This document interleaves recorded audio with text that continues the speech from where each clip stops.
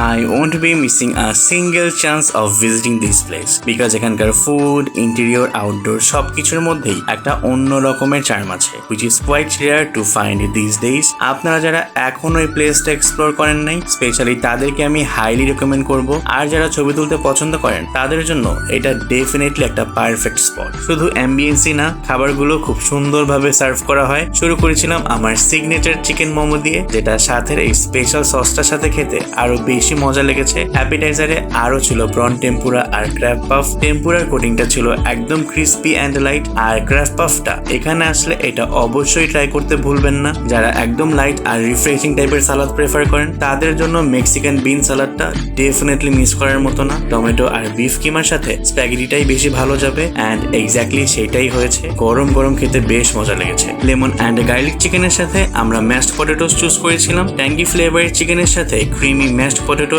একদম পারফেক্ট একটা কম্বো। থাই chicken rice প্ল্যাটারটাও খেতে দারুণ ছিল। রাইসের সাথে লাইট জিঞ্জার ফ্লেভারের চিকেন কারিটা অনেক নাইসলি কমপ্লিমেন্ট করছিল। ড্রিঙ্কস থেকে ট্রাই করেছিলাম স্ট্রবেরি ককটেল আর ম্যাঙ্গো মোহিতো। দুইটাই ছিল refreshing, flavourful and perfectly balanced. Overall আমার এখানকার অ্যাম্বিয়েন্স, ফুড আর এন্টায়ার এক্সপিরিয়েন্স সবকিছুই ভালো লেগেছে। উত্তরায় আসলে আর্ট ক্যাফে একবার হলেও ঘুরে আসবেন, আই এম শিওর আপনাদের ভালো লাগবে।